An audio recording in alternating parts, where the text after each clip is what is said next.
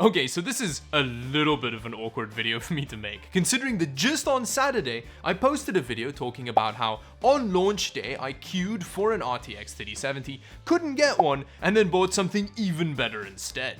Now the thing is, halfway through editing that video, I got a phone call from Memory Express saying that they actually got a shipment of RTX 3070s, gigabyte versions of it that nobody had pre-ordered, and they wanted to know if I wanted one. And I was like, hell yes, I want one. I've been trying to get my hands on an Ampere card for ages now so that I can do some experimentation on them that involves Alienware probing.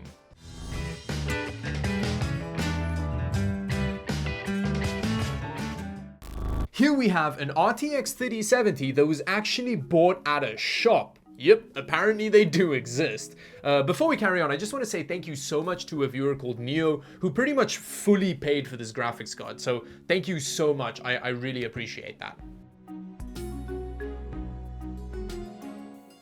So let's just pop this open.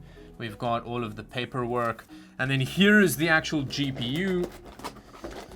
Oh... That's it. There's not much going on in here, actually. Oh, it feels like a chunky beast. Oh, hell yeah. That's a pretty big GPU. On the box, it says that it's got a metal backplate, which I really like the sound of.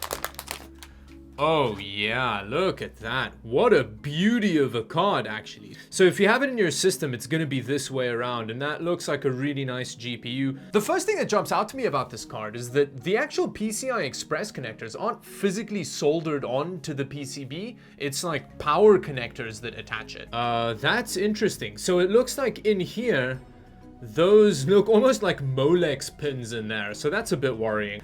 It's got a BIOS switch, so it's got dual BIOSes. As standard, it's actually set to the OC BIOS as opposed to the silent one. As far as the rear I/O goes, we've actually got 2 HDMI and 2 display ports. That's nice and versatile. Yeah, this is a good looking card, and it looks like it's gonna perform really well temperature wise, because you've got this like through the heatsink design for the cooling over here. I mean, this all looks pretty good, although my only concern is the reliability of those power connectors, although I guess only time will tell. At this point, most of us know how the RTX 3070 performs, so I'm just going to do a quick TLDR of my experience with this gigabyte card. Basically, when it comes to high refresh rate 1440p gaming with the RTX 3070, it's a little bit like that scene from the Avengers where Loki just gets his salad tossed all over the room by the Hulk. Maybe I remember that scene incorrectly, but anyway, the gaming performance is insane. When looking at these couple of gaming benchmarks, you're getting above 120 frames per second average at ultra settings with most of these games. Well, not with Crysis Remastered, but we all know whose fault that is. These results are very impressive for $500, and once this stock stabilizes, I think these GPUs are going to do very well. I mean, that's depending on how well the big Navi launch goes. This is actually a really exciting time for PC gaming. There's so much competition going.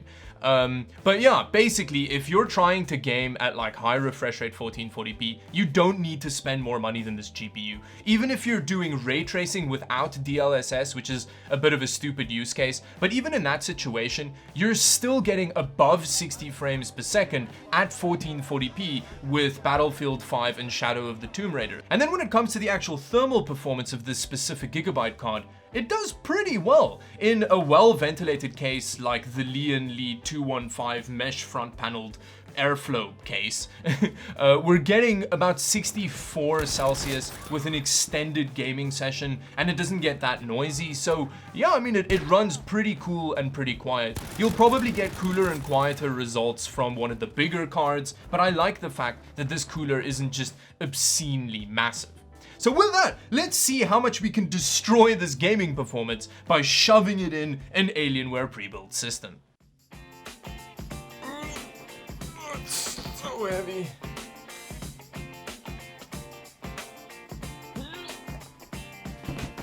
I love how sturdily this system lies on its side. Now here is the gaming OC RTX 3070.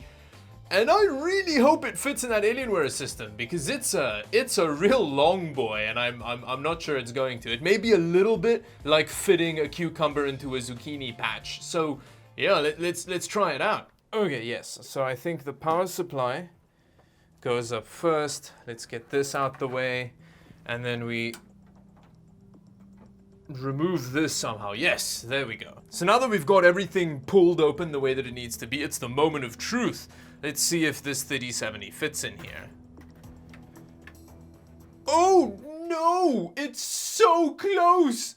There is a couple of millimeters in it. Look at how close it is to fitting in there. Yeah, I think I'm just gonna have to take this front fan out, and then we're gonna be in business.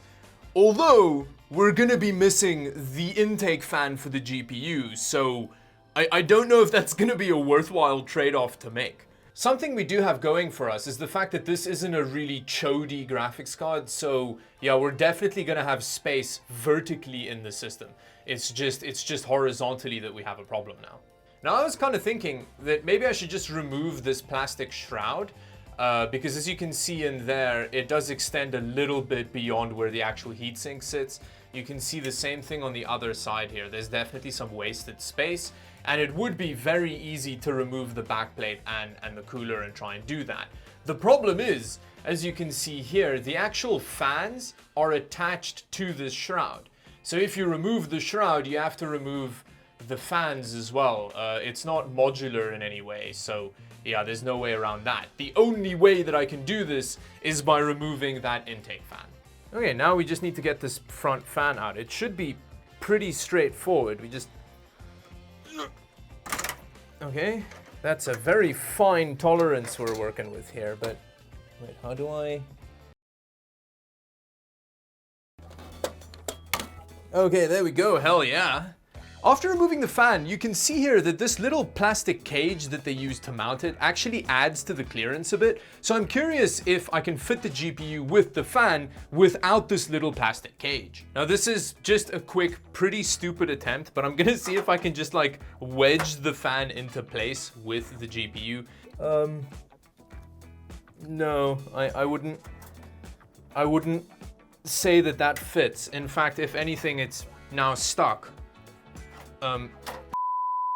So that didn't work, so we're just gonna have to wing it when it comes to airflow. It's, you know, it's an Alienware system. They're renowned for having really good airflow, so it can do with a couple fewer intake fans. You know, that's what I always say. Okay, so now it should just slip into place without much hassle.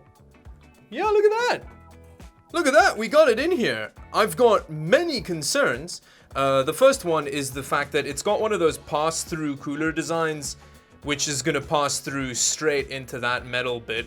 And there's no front intake fan here anymore, but hopefully there's enough space for the GPU to actually breathe. Yeah, I think it should be okay. We've got some ventilation on the side panel here, which, you know, there's not much space to breathe, but it's better than nothing. Oh, I almost forgot. The other concern I have is the power supply, because it's like a 500 watt unit, I think, which is not much for a 3070. At least it does have two 8-pin PCI Express power connectors, so it's going to be able to start up, but how well it can actually power this GPU, yeah, it's yet to be seen.